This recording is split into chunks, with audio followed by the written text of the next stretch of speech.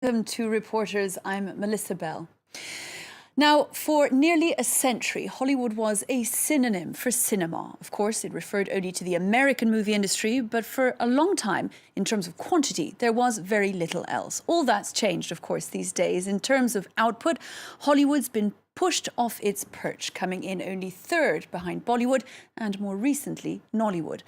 On Reporters today, we're heading to Nigeria to take a look inside an industry that's taken off, becoming second only to agriculture in terms of employment in the country, with 2,000 movies made every year. Katia Picnic, Emmanuel Ostian and Stéphane Kenesh take us on a tour of an industry that generated $3 billion last year. Nigeria's vast capital, Lagos, is the biggest city in Africa. Its 12 million inhabitants are mostly poor. Moving among them is Chioma, a rich producer, who's getting her chauffeur to drive her to a film shoot. Just another day in the world of Nollywood, the Hollywood of Nigeria. So we're coming to one of these scenes right now in Chioma Nyewe's movie. She's a producer. Nollywood is very distinctive in the sense that our content is different. Our content is about us. So even as the movies get glossier, it's still the glossier side of Africa. Today's scene has a classic Nollywood theme. Action. Do it already. Okay, watch me. Two young women recline around a swimming pool, drinking wine and talking about love. Just that he doesn't tell me things. He's so guarded. Have you spoken to him about it? I have. What did you say? I should give him time. It's a stark contrast to the world of Islamist group Boko Haram, currently ravaging Nigeria's north. That's the important thing. This is why we do what we do, so we can tell our stories. So the story is not one-sided.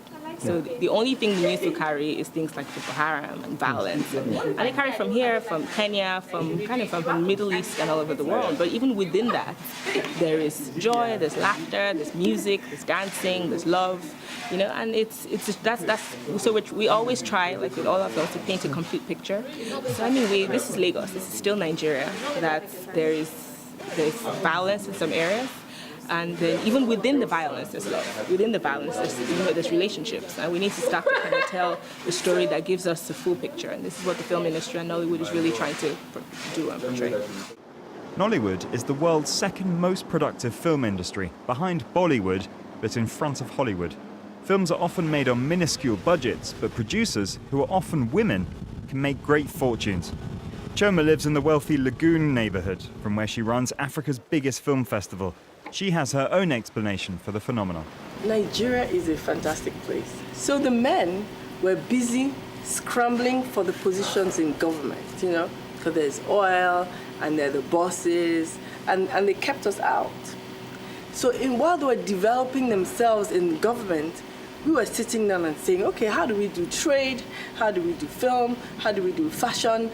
So, by the time the men woke up, we owned the whole sector.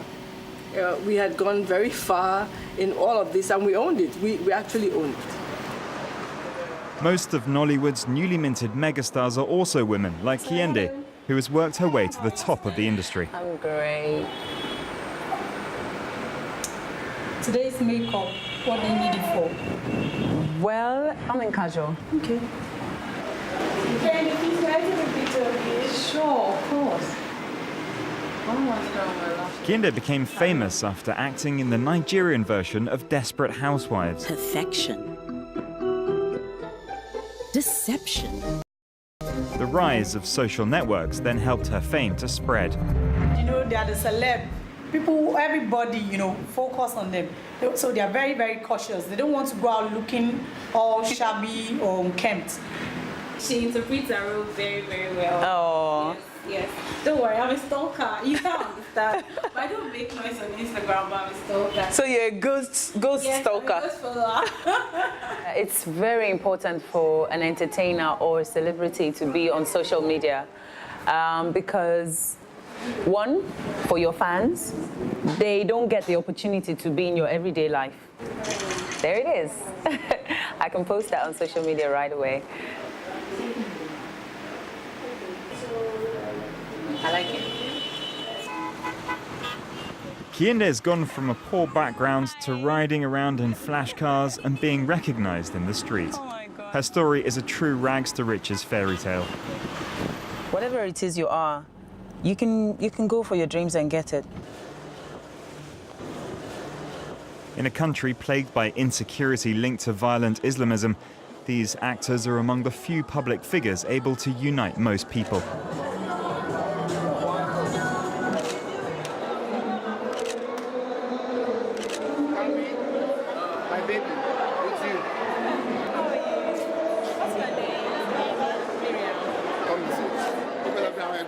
Nollywood's success has grown so great that actresses like Kihinde have started to get parts in much bigger productions.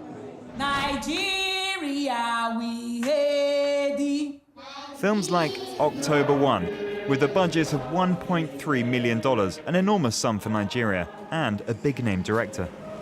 This is an Nigerian Entertainment Award in New York. So this is from Afro-Hollywood Award in London. My target was not just Nigeria, as a market. My target was to do a film that anybody can see and can watch and would be willing, to watch. So to a large extent, a lot of young filmmakers in Nigeria, and even the older ones, now believe that, look, if you take extra effort in increasing the quality of your films and all of that, and your story is still good, then you stand the chance of cutting across more.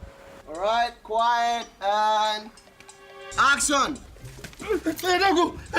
Kunle Afolayan has even greater ambitions for Nollywood. He believes that Nigerian cinema will soon catch the attention of the American film industry.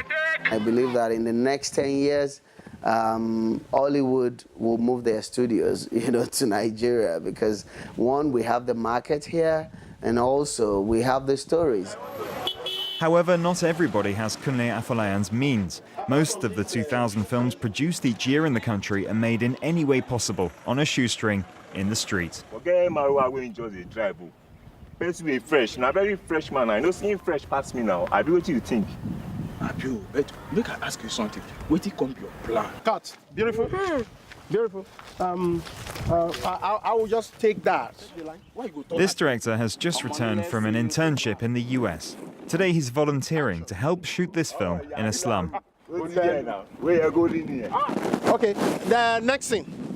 But when I was shooting in US, I sat on my director's chair and I was getting up. There was a cable in front of me. So to avoid tripping over it, I just picked the cable. And the gaffer, the best boys, I'm so, boss, sorry, that's not your job. I don't want to lose my ordinary cable. But here, you see, I can help my cameraman to pick his camera, to carry the camera. Here, you see what we're doing here? Nobody will feel insulted or abused or whatever. So there's specialization. Yeah, my assistant director.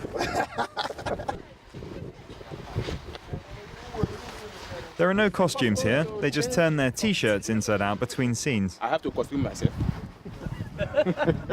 I'm turning it. And so it's nice. It's all black. Hey, what were you doing on that land? Liar! Once completed, this film will likely be watched by hundreds of thousands of people. DVDs can be found for sale everywhere at a low price. The Nigerian state gives funding to distributors because they believe that film raises levels of literacy. There's also another, more modern form of distribution. The 8,000 films hosted on Iroko, a sort of Nigerian Netflix, makes it the largest online platform. On top of that, Iroko also gives hands-on support to producers like Oki. Call you so short. This is what I need. Yeah, this car, no problem. They use your car for a scene. So you be in the car. So we're good, man. You're good. So that's Oki has $60,000 to shoot his new film. If he wants to make a profit, he'll have to do it quickly. Yes, man. Thank you very much. Yeah. Okay.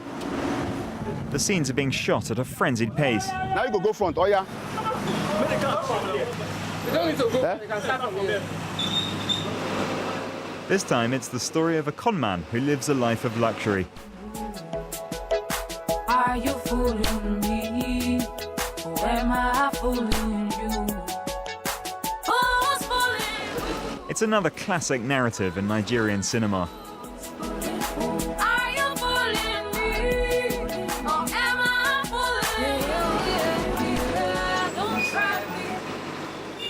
The crew only have a few minutes to shoot each scene, the strict timetables putting Oki under stress. You have to go back to that angle again. Yes. Please, speak to her. Let's go. 3, 2, 1, action. Hello, Mr. Heineken. And let me tell you something you don't agree now. Because of this delay, you are going to pay 25% extra.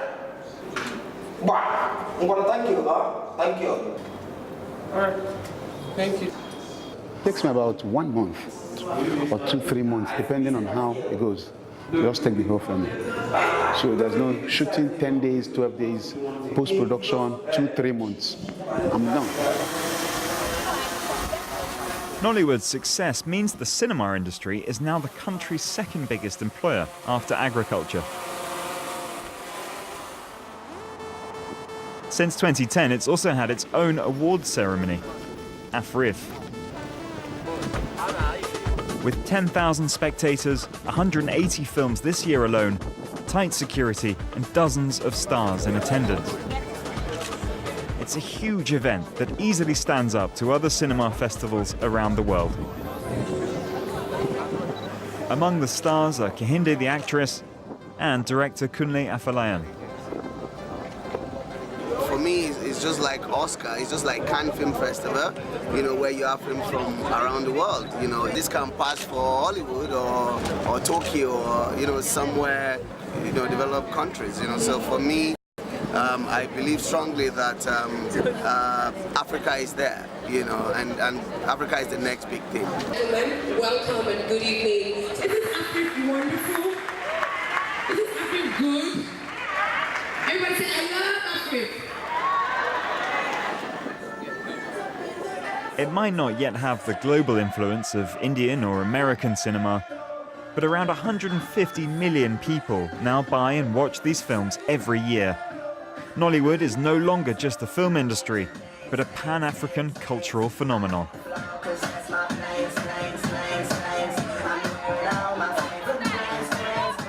Well, to talk a little bit more about that report, Katia Picnic joins us here in the studio. Hello, Katia. Thanks very much for being here. Now, first of all, tell us a little bit about why Nigeria. One is tempted to say that it came from nowhere. There is some history, though, of course, of cinema making in the country. Absolutely. We don't know about it generally, but it started back in the end of the 19th century, and it was very popular. And during the British colonies, cinema started to expand. And then when it was the end of the colonies, then the Nigerians started to tell their own stories and also to film their theater. So the Nigerians became used to watching movies, and there was this golden age of Nigerian movies. And then there was a decline, and then there was the small cameras on the market. So this started to go back, and they started to go back and to produce a lot of movies from in the 90s. I mentioned the $3 billion figure from 2015. It's a huge figure, but a good proportion of that is black market. It's an important part of this story. Yes, because once a movie is shot in several days, let's say several weeks if it's an important production, then it goes straight to DVDs. Sometimes it goes to cinemas, but most of the time it goes to DVDs. And then the pirates just take the movie from I don't know where, and they start to sell them on the market, unofficial markets, of course. So the money doesn't go back to the producers, to the actors, or to whatever production company. So that's why there's a problem here. And even the president, the Nigerian president, said he would try to do something to prevent this to happen. And also there's the VOD and also cinemas opening that will guarantee this money to go back, and so to promote more this industry and to help it. What next then for Nigerian cinema? They really aim to hit the international market. They're already played in the international festivals, and they're very ambitious. They really know cinema, not only their cinema, their Nigerian cinema, but also international movies. They want to reach these standards. So it happens. There are production with that cost several $1 million now in Nigeria. So it means that very soon they'll be everywhere. And they're very confident. They have the stories, as they said, the stories from their country that are very intense. So I know that at some point they will reach every market they want. Are they hoping to grow internationally, to be more and more watched outside of the African continent? Yes, they do. They do because they know they have, as they say, we have the stories, and they want to bring the stories everywhere. And Nigerian cinema is very interesting, and you really, you just want to follow these stories. And actually, there are in international festivals more and more, and you've got production that costs several $1 million now. So they're absolutely now capable of hitting those markets. Katia Picnic, thank you very much indeed for having come in to talk to us today. Thank you very much. That's the end of today's Reporters. You can catch this episode and indeed previous ones, though, by checking out our website. Thanks very much indeed for being with us. See you soon.